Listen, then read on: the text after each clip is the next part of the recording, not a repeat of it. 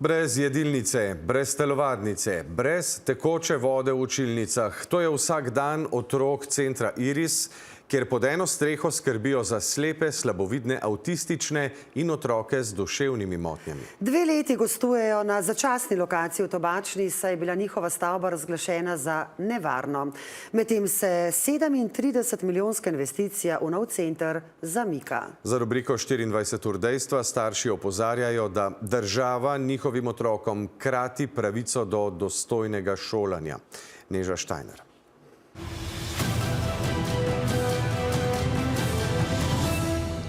Šestnajst let že traja boj za varno šolo. Na tem mestu je še lani stal center Iris, šola za slepe, slabovidne, avtistične otroke in otroke z duševnimi motnjami. Že leta 2010 so ugotovili, da stavba ni potresno varna, a je minilo 14 let, preden so otroke izselili na Tobačno ulico 5. Otroci z različnimi posebnimi potrebami se na spremembe odzivajo bistveno težje, potrebujejo pomoč spremljevalcev. Zanje je lahko napor že selitev. Kako dolgo bodo v utesnjenih prostorih čakali na nov obljubljeni center Iris, kjer že prihaja do zamud? Takšno zgodbo živi Jurij Stariha, ki za sina Urbana že leta zaman išče odgovore. Opozarjam, da so institucije povsem odpovedale, saj so danes prav družine tiste, ki bijejo bitko za osnovne pogoje svojih otrok. Generacija otrok, ki se je leta 2010 upisala v 1. razred, je vmes končala osnovno šolo, je vmes končala srednjo šolo in je že zapustila center Iris in zgodilo se ni nič. Leta 2024, dejansko, ker je bila stavba popolnoma dotrajana, so na vrat na nos izselili otroke v nove neprimerne prostore in v tistem trenutku ni bilo narejeno niti idejna zasnova, niti projekt. Pod isto streho v Tobačni v 20 kvadratnih metrov velikih učilnicah se šola 94 otrok. 75 jih je v osnovni šoli, kjer prevladujejo avtisti. V srednji šoli 16 slabovidnih in slepih, v vrtcu 3. Za te neprimerne prostore, kjer nimajo niti lastne kuhinje, jedilnice, ministrstvo mesečno plačuje dobrih 24 000 evrov. Ker nimajo telovadnice, najemajo še športno dvorano. Doslej so za oba najema plačali skoraj 600 000 evrov. Starše skrbi, da bodo njihovi otroci odrasli v učilnicah, ki bi morale biti zgolj začasne.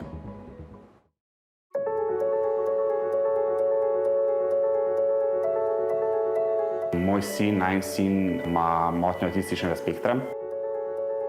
Moj otrok je slep.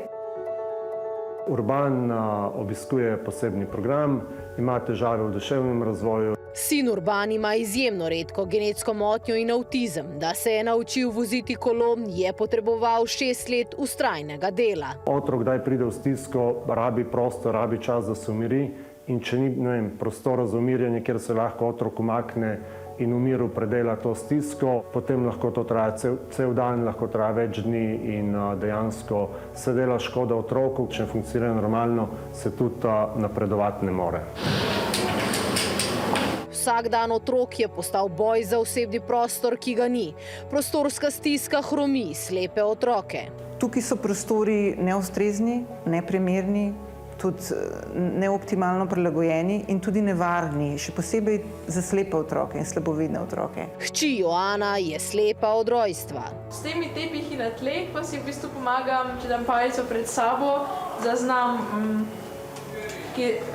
da je ta filc, da lahko hodi naprej, pa koliko prekinitev je do določenega prostora. Dejstvo pa je, da so slepi otroci in otroci z avtizmom najmanj kompatibilni skupini v procesu vzgoje in izobraževanja. Lahko otrok nepričakovano odreagira, slepi ne vidi in se prestraši in potem proces izobraževanja je prekinjen. Brez kuhinje in jedilnice otroci jedo v učilnicah, hrano dostavljajo.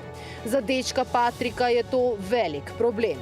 Zjutraj se pripelje iz Štajerske, ostaja ob 5. zjutraj, potem tukaj mogoče kaj ne dobi, ki mu ni dobro za jesti oziroma je hladno, in domov pride ob 4. Kar pomeni, da praktično cel dan pač ne je. Odkar so se pred 2 letoma preselili, je število otrok s 73 naraslo na 94. Največji pritisk je pri otrocih z avtizmom. Teh je že 57, pred selitvijo jih je bilo 33. Medtem ko starši svarijo v nezdržnih razmerah, na ministrstvu ocenjujejo, da lokacija zadostuje pogojem. Je država pozabila na edino strokovno institucijo za slepe in slabovidne?